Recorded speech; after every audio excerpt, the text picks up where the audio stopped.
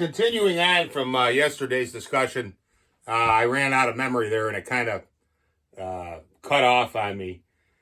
But there was some talk about these Mtronic systems going out of tune. Okay. I'll be honest with you, fellas. The only way I tune these is in the wood. Okay.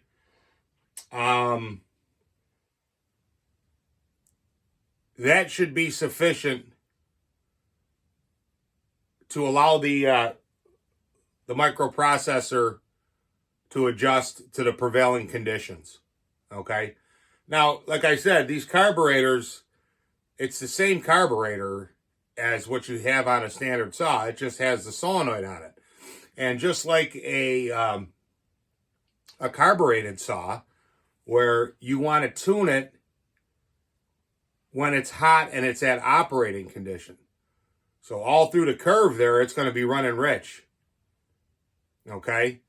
To where she gets to operating temperature and she cleans up. And I'm sure we're all aware of that.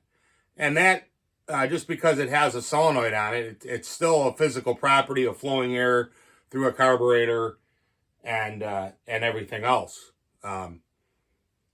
But as far as these getting out of tune, I don't see how they really could get out of tune if you're running the chainsaw properly. If you notice some kind of stumble or anything, the Mtronic will try and add more fuel. So if you have an air leak somewhere or whatever, it will try and compensate. But if you're been on a throttle, you have some trigger time, you're going to be able to tell. I mean, you run these things and fired them up, and if something ain't right, you can kind of tell.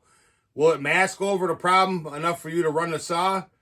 Yeah, but you should still address it. In other words, just because you have a microprocessor adjusting your carburetor instead of doing it manually, that doesn't escape the fact that mechanical problems do happen. Seals wear out.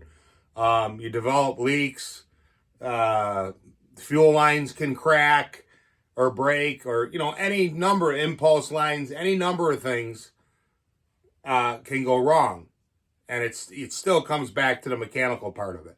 It's nice in a way too, though, because it will basically save your saw, or it could save your saw.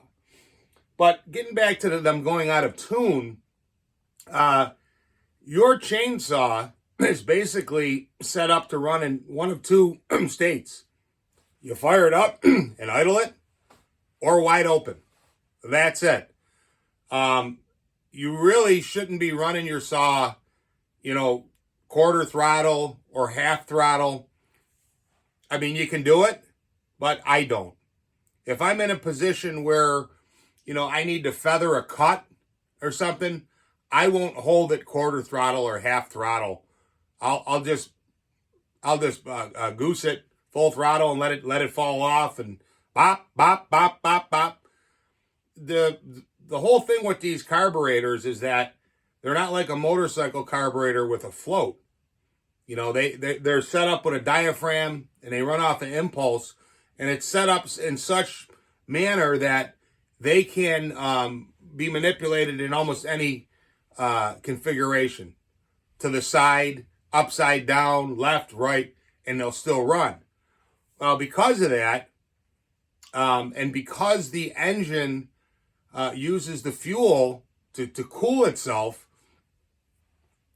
you're only going to get that to run beautifully on idle and wide open. It's just the way it is. It's not like a motorcycle carburetor with floats that's meant to be, on somewhat level ground, that, yeah, you can crack at a quarter throttle and just cruise. It's just two different designs. So if people are having problems with them going out of tune, I would say, not only are you possibly damaging your chainsaw, because holding a quarter throttle or a half throttle, it's hit or miss on the flow. But you could be knocking it out of whack because it's for that reason. So, I mean, that's on the operator. I don't, like I said, I don't personally do that. Like I said, if I need to make a cut, I'll just bop, bop, bop, bop. If you're somewhere where you can't see the bottom of the log, and you know where the bar is, and you just want to nip off that little bit, bop, bop, bop, bop, bop, and you'll see it fall. Same thing with a tree. But I never hold them a quarter throttle open or a half throttle. It's just, to me, is bad practice. You might be all right doing that, but if it's causing the Mtronic to go out of tune, I guess that's telling you something right there. And the other thing is, you may be, with certain size, you may be running in a lean condition. And, we don't want to do that.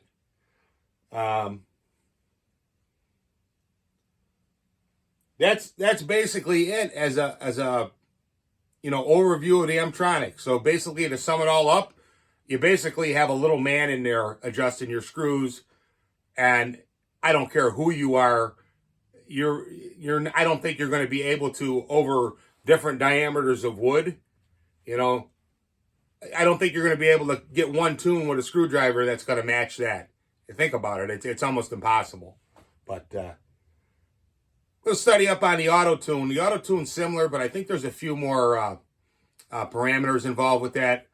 So, and I have auto tune saws too. I have a 572 XP that's run almost flawlessly, other than having an orifice plugged up a little bit with some sawdust. That was about it.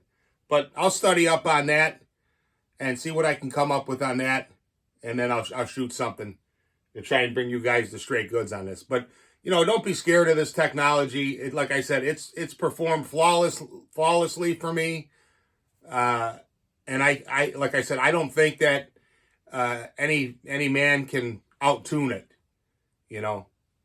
Now, I do understand if you're somebody that's falling and you're miles and miles away from somewhere and you're worried about something breaking, that's a valid concern. But to be honest with you, anything could happen. But to be honest with you, I don't foresee you having any problems.